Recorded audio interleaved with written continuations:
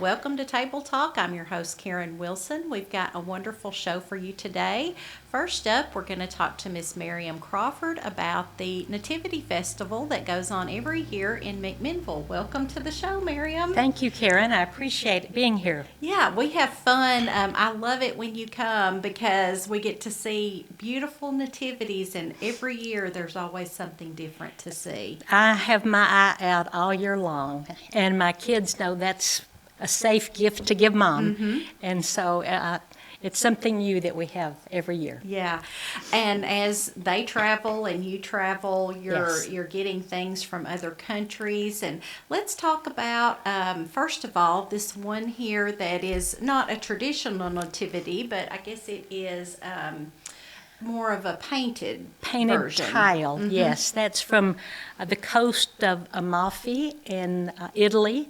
One of my daughters was visiting there this last summer, and she saw the fella painting that, and she said, "My mom's got to have that." Oh. And she was right. So he was painting it, I guess, as putting finishing touches on it Yes. as she was there. And so she chose it, and he shipped it. So that's my early Christmas present this year. Oh, beautiful, beautiful.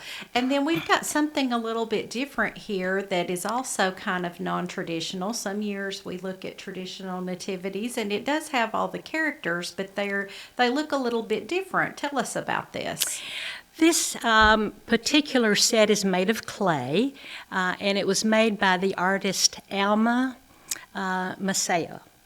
And she passed away in 2019, but she was world renowned. She as a Pueblo Indian from New Mexico, and worked in the traditional way. But she had items on display in the Vatican. And on National Geographic, she was featured in their magazine. So very and the Smithsonian respected. Institute, some of Wow. her work has been done. So I felt very privileged to be able to find one of her sets. And she has hand-signed each one of the pieces and has a very distinctive style to her work, but unusual. And yet the story of the Nativity is a story that's worldwide. So every culture has their own take on that particular scene, and this would be typical of the southwest view of the Nativity. Yeah, because you have, I don't know if it shows up on the camera, but there's You feathers can turn it around. Painted.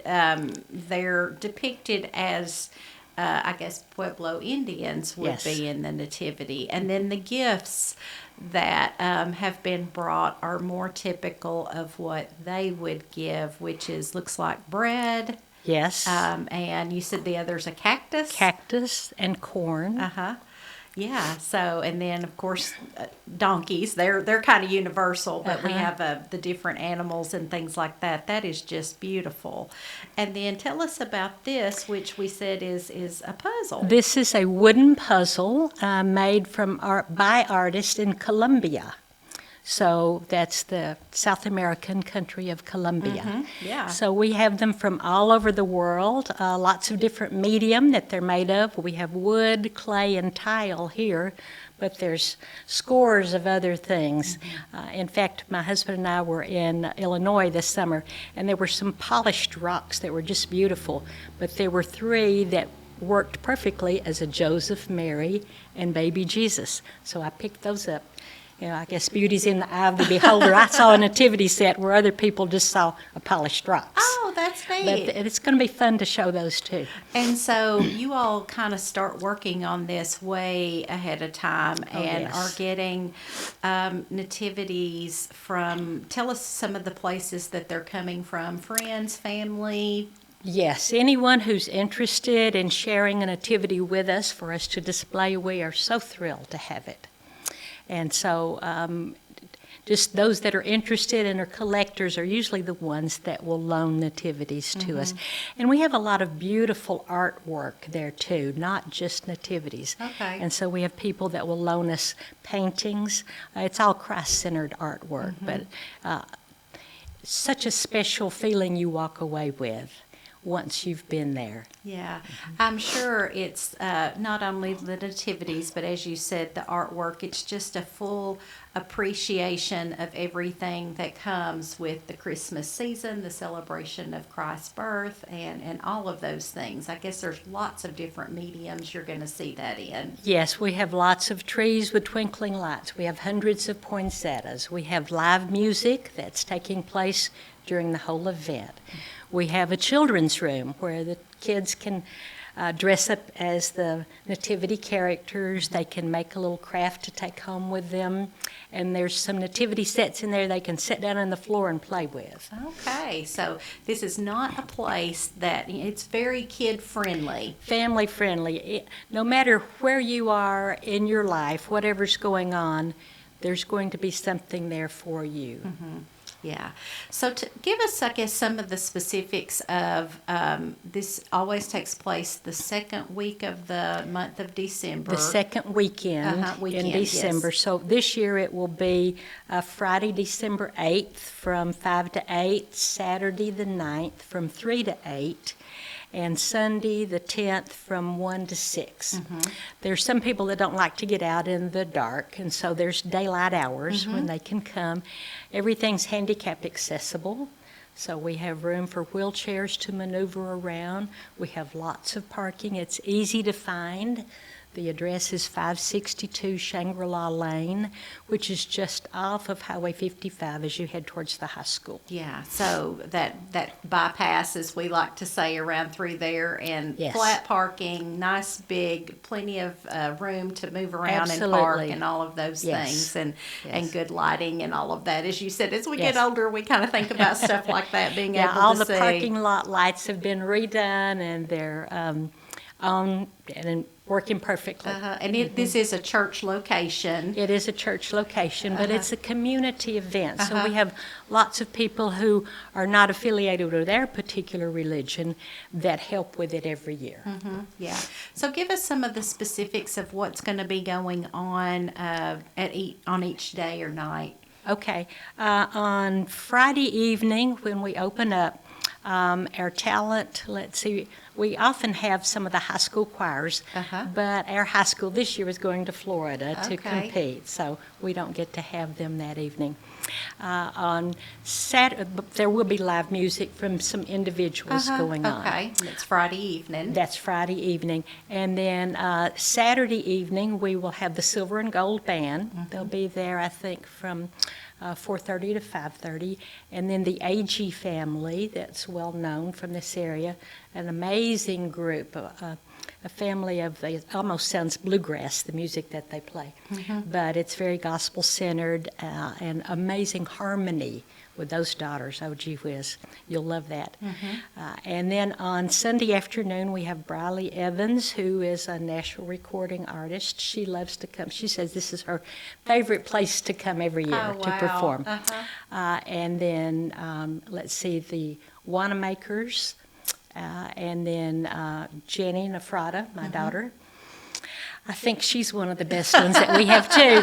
She does have a beautiful voice, and even if it's in the family, That's right. Yeah, never get I hear tired that of from hearing other that. people besides myself. Yes, yes.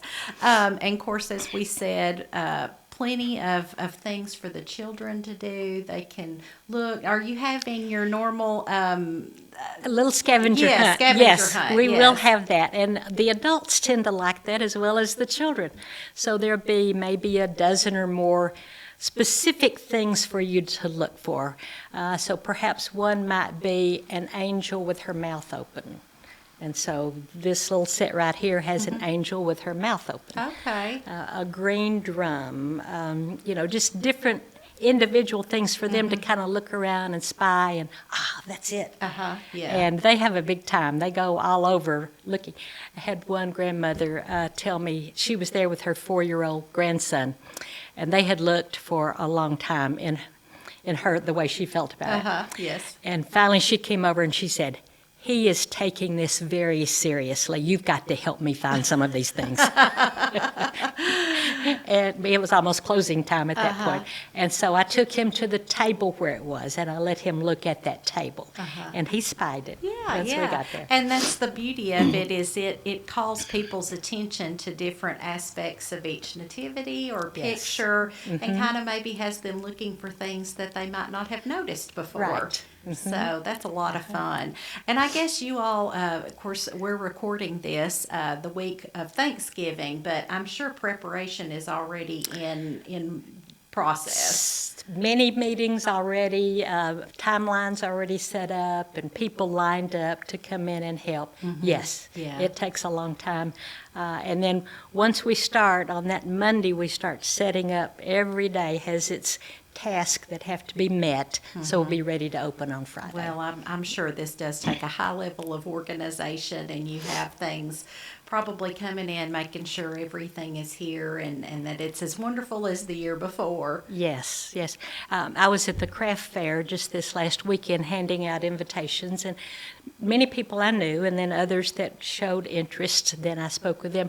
There was one lady that had moved here from California just 2 years ago, and she said, "A nativity event.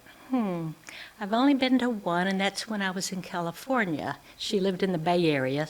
And I said, "Was it at Palo Alto?" She said, "Yes." I said, "That's the very first one I went to, and it inspired me to come home and start one here."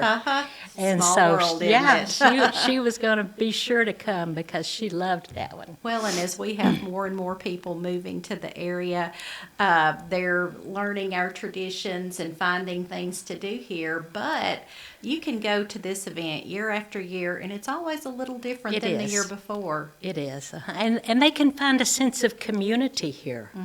You know, that you don't have to go somewhere far away to find a quality place to go to that will lift your Christmas spirits. We've got it right here. Oh, yeah. Yeah, there's lots of good things going on, and this is just one of them. That's right. As I'll say again, it is the second weekend of December, the 8th, 9th, and 10th. No tickets required. Everything's free.